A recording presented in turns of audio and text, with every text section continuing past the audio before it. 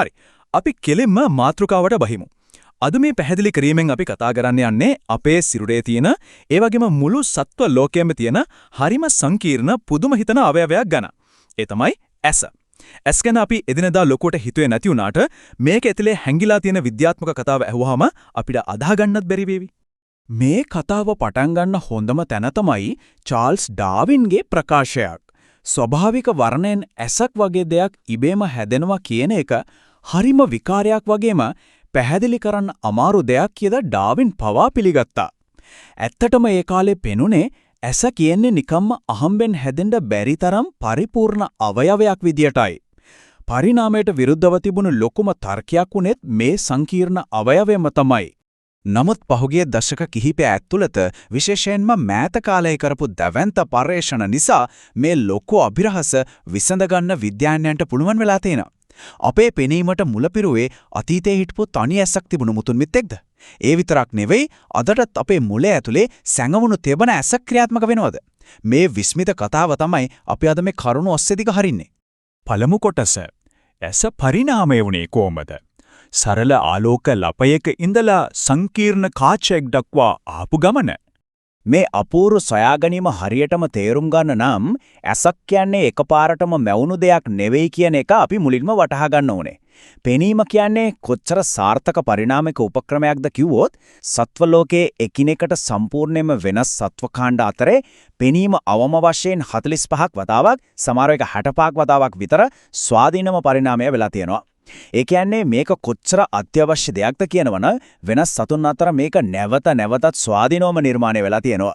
සත්ව ලෝකයේ මේ තරම් විවිධත්වයක් තිබුණත් මේ හැම ඇසකටම පොදු මූලික ජානමය පාලනයක් තියෙනවා කිව්වොත් පුදුම හිතනවා නේද?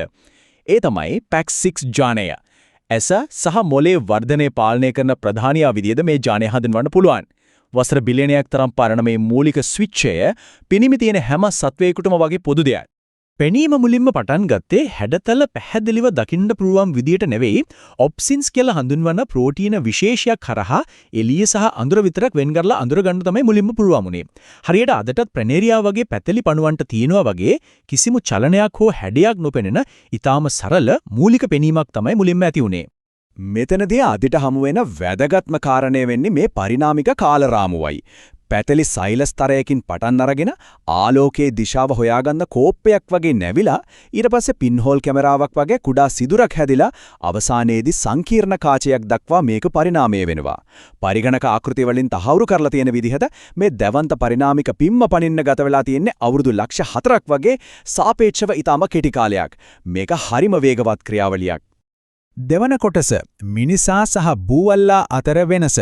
එකිනෙකට වෙනස් රැහෙන් පද්ධති සහිත අபிසාරී පරිණාමය. ගොඩක් සතුන්ට ඇස් ලැබුණත් බූවල්ලන් වගේ අපෘෂ්ඨ වංශීන්ට සාපේක්ෂව මිනිසා ඇතුළු ක්ෂීරපායින්ගේ ඇසේ හරිම අමුතු ලොකු දෝෂයක් තියෙනවා. අපේ ඇසේ තියෙන්නේ ප්‍රතිලෝම දෘෂ්ටි විධානයක්. ඒ කියන්නේ ආලෝකය හඳුනා ගන්න සංවේදක තියෙන්නේ ඇස පිටුපස. හැබැයි ඒවට සම්බන්ධ වෙන ස්නායු තියෙන්නේ සංවේදක වලට ඉදිරියෙන්. මේ ස්නායු ඔක්කොම එකතු වෙලා ඇසෙන් පිටුවෙද්දී දෘෂ්ටි විතානයේ සිදුරක් හැදෙනවා. අන්න ඒකෙන් අපිට අන්ධ ලක්ෂයක් එහෙමත් නැත්නම් බ්ලයින්ඩ් ස්පොට් එකක් එතු වෙනවා. හැබැයි බුවල්ලන්ගේ ඒ සෛල තියෙන ඉදිරියෙන් ස්නායු තියෙන පිටුපසින්. ඒ නිසා උන්ට කිසිම අන්ධ ලක්ෂයක් නැහැ. ඒ වගේම අපේ ඇසේ මාංශ පේශි වලින් කාචයේ හැඩය වෙනස් කරද්දී බුවල්ලා කරන්නේ සාමාන්‍ය කැමරාවක් වගේ මුළු කාචයම ඉස්සරහට සහ පස්සට කරන එකයි. ඉතින් මේ කරුණු දිහා බැලුවහම අපිට ලොකු ප්‍රශ්නයක් මතුවෙනවා. ස්වභාව ධර්මය ඇයි පෘෂ්ඨවංශීන්ට විතරක් මේ වගේ ආපස්සට හැරුණු අමුතු විදිහේ දෘෂ්ටි විතානයක් ලබා දුන්නේ? ඇයි අපේ ඇස් මෙච්චර අමුතු විදිහට පරිණාමය වුනේ? තුන්වන කොටස. අපේ තනි ඇසක් තුබු මුතුන් මිත්තා. වසර මිලියන 600ක අතීතයට ගමනක්. විද්‍යාඥයින් වන ජෝර්ජ් කැෆෙට්සිස් සහ ඩෑන් නිල්සන් කරපු අලුත්ම පරීක්ෂණ දත්තවලට අනුව අපි මේ කතාවේ පියවරෙන් පියවරට යමු. මුලින්ම වසර මිලියන 600කට කලින් පණුවෙක් වගේ හිටපු අපේ අතීත මුතුන් මිත්තාට ඔළුවේ දෙපැත්තේ ඇස් දෙකක් එක්ක මැද තව එක ඇස්සක් තිබුණා. පස්සේ දේශගුණය වෙනස් වෙලා උන් මුහුදු පතුලේ වැලි ඇස්සේ හැංගිලා එක තැන ඉන්න පටන් ගත්තාම අර දෙපැත්තේ තිබුණු ඇස් දෙක සම්පූර්ණයෙන්ම නැති වෙලා ගියා. හැබැයි ආයෙත් දේශගුණය වෙනස් වෙලා උන් පිහිනන්න පටන් ගත්තාම දිශාව හොයාගන්න ආයෙත් ඇස් ඕනෑ වුණා. අන්න එතකොට තමයි අර ඉතුරු වෙලා තිබුණු මැද ඇස දෙකට බෙදිලා ඔළුවේ දෙපැත්තට ගියේ. මේකෙන් පැහැදිලි වෙන්නේ පුදුමාකාර දෙයක්. අද මේ අපි දකින අපේ ඇස් දෙක හැදිලා තියෙන්නේ අර මැද තිබුණු තනි ඇස දෙකට පැලිලා ගිහින්. බුවල්ලාගේ වගේ නෙවෙයි අපේ ඇසී ස්නායු සැකැස්ම මේතරම් අසාමාන්‍ය විදිහට, ඒ කියන්නේ ප්‍රතිලෝම විදිහට පිහිටන්න හේතු වෙලා තියෙන්නේ මේ ඓතිහාසික වෙනස්කම නිසායි කියලා තමයි මේ පරිශකයන් පෙන්වා දෙන්නේ. හතරවන කොටස සැඟවුණු තෙවන ඇස. මිනිස් මොළය තුල තවමත් පවතින පරිණාමික ශේෂය. මේ පරිණාමික ඉතිහාසය නිකන් කතාවක් විතරක් නෙවෙයි, අදටත් අපේ සිරුර ඇතුලේ ජීව විද්‍යාත්මක සත්‍යයක් විදිහට ඒක ඉතිරි වෙලා තියෙනවා. අපි මේ පීනියල් ග්‍රන්ථිය ගැන පොඩ්ඩක් හිතලා බලමු. මේක පිහිටලා තියෙන්නේ අපේ මොළේ හරියටම මැද. පුංචි රතු පාට ලපයක් වගේ තියෙන මේ කොටසෙන් තමයි අපේ නිින්ද සහ ජීව විද්‍යාත්මක රිද්මය පාලනය කරන මෙලටොනින් නිපදවන්නේ. පුදුමයට කරුණ තමයි මේ ග්‍රන්ථිය වැඩ කරන්නේ අපේ ඇස් වලින් ලැබෙන ආලෝකය සහ අඳුර කියන සංඥාවලට අනුව වීම. ඒ විතරක් නෙවෙයි, මේ ග්‍රන්ථිය ඇතුලේ තියෙන්නේ හරියටම අපේ ඇසේ දෘෂ්ටි විතානයේ තියෙන සෛල වර්ගයමයි. ඒ කියන්නේ මේක ඇත්තටම ආලෝකයට සංවේදී අපේ අභ්‍යන්තරයේ තියෙන ඇසක් විදියටයි ක්‍රියා කරන්නේ. අනිත් සතුන්ගේ තත්ත්වය දිහා බැලුවොත් ගෙම්බන්, කටුස්සන් වගේ සතුන්ගේ මේ කියන පීනියල් ග්‍රන්ථිය නිකම්ම මොළේ ඇතුලේ හැංගිලා නැහැ.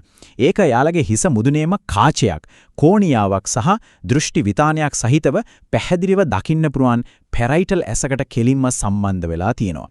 ඉතින් අපේ මොළේ ඇතුලේ ඇස් තුනක් තියෙනවා කියන කතාවේ කිසිම වරදක් නැහැ. අපේ පෙනීමේ ඉතිහාසය අදටත් අපේ ඇඟ ඇතුලේ ඒ විදිහටම තියෙනවා. පස්වන කොටස පරිණාමික අවිතරංගය. කේම්බ්‍රියන් පිපිරීම සහ උචිතයාගේ පවත්ම. ඇයි මේ තරම් සතුන් ප්‍රමාණයකට ඇස් තියෙන්නේ? වසර මිලියන 540කට කලින් සිද්ධ වුණු කේම්බ්‍රියන් පිපිරීම මේකට හොඳම උත්තරය දෙනවා. මේකට කියන්නේ ආලෝක ස්විච් උපකල්පනය කියලයි. සංකීර්ණ ඇස්වල පරිණාමයත් එක්ක එකපාරටම සත්වලෝකයේ ලොකු පෙරලියක් සිද්ධ වුණා. පෙනීම ලැබුණාම සතුන් නිකම්ම කෑමේ නැකන එක තැනකට වෙලා බලන් ඉන්න එක නවත්තලා ක්‍රියාශීලී වේගවත් දරයක් කාර්යව බවට පත් වුණා. ඒ නිසා ගොදුරු වෙන සතුන්ටත් බේරෙන්න අලුත් ආරක්ෂක ක්‍රම ඉක්මනින් හොයාගන්න සිද්ධ වුණා. මේ ඇතිවුණු දැවන්ත පරිණාමික අවිතරංගය තමයි අද අපි මේ දකින පුදුමාකාර ජීව විවිධත්වය සහ අතිශය වෙනස් ඇස් වර්ග නිර්මාණය කරන්න ප්‍රධාන හේතුව වුණේ.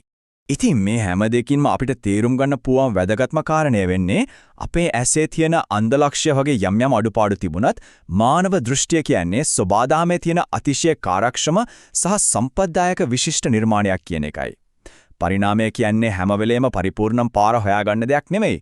නමුත් ඒක තියෙන සම්පත් වලින් උපරිම ප්‍රයෝජනය අරගෙන අලුත් පුදුම හිතෙන දේවල් නිර්මාණය කරන අපූර්ව ක්‍රියාවලියක්. අපි අද මේ කතාබහ අවසන් කරන්නේ තවදුරටත් අපිට හිතන්න යමක් ඉතුරු කරලයි. අපේ ඇස් ඇතුලේ අතීතයේ හිටපු පණුවන්ගේ රහස් සහ අදටත් ක්‍රියාත්මක වෙන සැඟවුණු තෙවන ඇසක් තියෙනවා නම් මේ අපූර්ව මිනිස් සිරුර ඇතුලේ තවත් මොන තරම්නම් පුදුමාකාර පරිණාමික රහස හැංගිලා ඇතිද? මේ ගැන තවදුරටත් හොයලා බලන්න මේක ඉතාම හොඳ ආරම්භයක් වේවි කියලා අපි විශ්වාස කරනවා. සත්ව පරිණාමයේ මේ අපූර්ව කතාන්දරේ කිසිදා නිම වෙන එකක් නැහැ.